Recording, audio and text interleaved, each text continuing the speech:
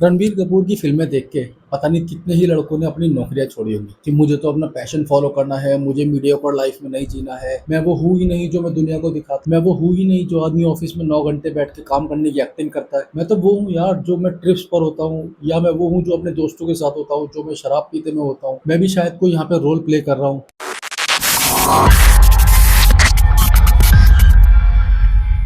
लेकिन बात ये है कि असल लाइफ और फ़िल्मों में बहुत ज़्यादा फ़र्क होता है। फ़िल्मों में जो हम देखते हैं वो किसी और की ज़िंदगी का स्क्रिप्टेड, फ़िक्शनल और फ़ास्ट फॉरवर्डेड वर्ज़न होता है। ऐसा रियल लाइफ में बहुत ही कम देखने को मिलता है। जब तारा ने वेद को रेस्टोरेंट के बाहर कन्फ्रंट किया था और उसको बोला था कि तुम तो यहाँ पर रोल प्ले कर रहे हो, यहाँ पर एक्टिंग कर रहे हो, तुम सच में डॉन हो, तुम सच में इंटरपोल ऑफिसर हो, और वेद के अंदर कुछ ट्रिगर हो गया था उस रात, उसके बाद वो बिल्कुल बदल गया। लेकिन यार मेरा वर्जन यहाँ पे कुछ और है। मैं उस कॉर्पोरेट वेद को डिफेंड करना चाहता हूँ जो तारा के हिसाब से दिल्ली में एक रोल प्ले कर रहा था। देखो ये बात तो सच है कि जब भी हम अपने ऑफिस में होते हैं, अपने वर्क प्लेस में होते हैं, तो हम एक रोल प्ले कर रहे होते हैं। हम वहाँ पर एक सर्टेन पर्सनैलिटी मेंटेन करते हैं जो हमारा पेट भरती है, जिससे हमें काम मिलता है, जिससे हमें सैलरी मिलती है, जिससे हमारी लाइफ चलती है, जो हमारा सर्वाइवल है। रणबीर कपूर और इम्तियाज़ अली की फ़िल्में देख देख के बहुत सारे बच्चों को ये कन्फ्यूजन हो जाती है और वो फ़िल्मों में और रियल लाइफ में डिफरेंशिएट नहीं कर पाते। मेरे सामने खुद ऐसे कई सारे एग्जांपल्स हैं जिन लड़कों ने मूवीज़ देख देख कर अपनी लाइन स्विच करने की कोशिश करी, रेकलेस डिसीजंस लिए और इवेंचुअली कुछ नहीं कर पाए और वापस उसी ट्रैक पर आ गए। इससे दो प्रॉब्लम हुई। एक तो उनका कॉन्फिडेंस ब्रेक हो गया। उनको समझ में आ गया कि यार ये पैशन वैशन कुछ नहीं होता, सिर्फ आप जो पैसा कमाते हो वही आपकी जेब में काम आता है। और दूसरा जो उनकी जमी जमाई जॉब थी, जहाँ पर वो काम कर रहे थे, जहाँ पर अगर वो टिकते कंसिस्टेंट रहते तो शायद उनके लिए अपॉर्चुनिटीज़ और ज़्यादा होती, उन्होंने उसको खो दिया। तो लोग यहाँ पे बहुत ज़्यादा कंफ्यूज होते हैं। लोगों को फ़र्क नहीं पता होता कि पैशन में और प्रोफेशन में क्या फ़र्क। लेकिन दोस्तों, जो तुम्हारा प्रोफेशन है, जो चीज़ तुमको हर महीने 1 तारीख को सैलरी देती है, वो करना बहुत ज़रूरी होता है सर्वाइवल के लिए। You can still work on your passion after office, और वहाँ पर तुम्हें इतना कंसिस्टेंट हो जाना है कि कुछ सालों में जाकर वो तुम्हारी एक्चुअल इनकम, वो तुम्हारी रियल इनकम को टेक ओवर कर जाए। क्योंकि यार जो पैशन पैसा नहीं देता ना, उससे पेट नहीं भरता। पेट भरने के लिए एक बोरिंग काम, एक बोरिंग नौकरी करनी पड़ती है। तमाशा में 2 कैरेक्टर थे।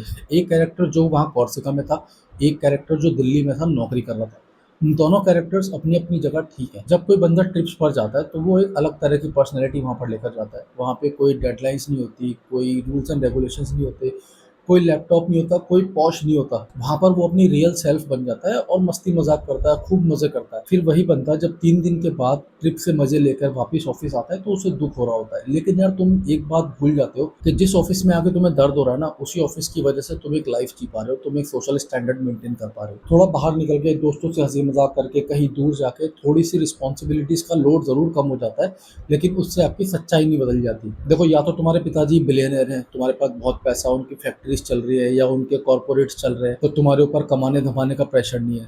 लेकिन अगर तुम्हारे ऊपर ज़िम्मेदारियाँ हैं, तो जो तुम्हारा पैशन है ना, उसको रात को 9 बजे से रात को 12 बजे तक फ़ॉलो करो। लेकिन इम्तियाज़ अली की और रणबीर कपूर की फ़िल्में देख के पागल नहीं होना होता। उस मूवी में दिखाया कि वेद ने 6 महीने पहले नौकरी छोड़ दी थी, 6 महीने से वो काम नहीं कर रहा और बिल्कुल सब ठीक चल रहा है।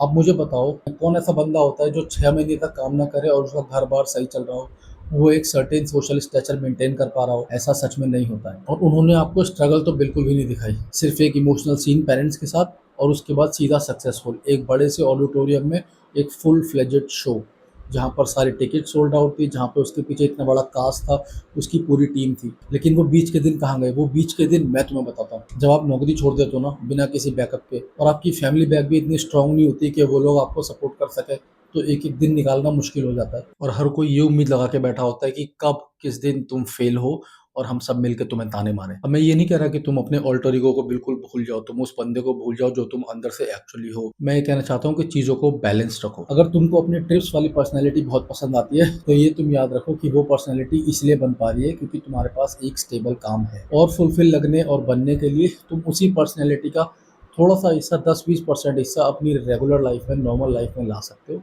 नॉट नेसेसरीली तुमको दोनों पर्सनैलिटीज़ एकदम अलग-अलग रखनी है। You can have a little bit of overlap between both the personalities and still live a perfect life. इसलिए मैं कहता हूँ कि फ़िल्मों से इतना इन्फ्लुएंस होने की ज़रूरत नहीं है। कोई भी तुम्हें सच्चाई नहीं दिखाता है। फ़िल्में पैसे बनाने के लिए बनाई जाती है। ख़ास तौर पे इम्तियाज़ अली की फ़िल्मों से बचा करो थोड़ा।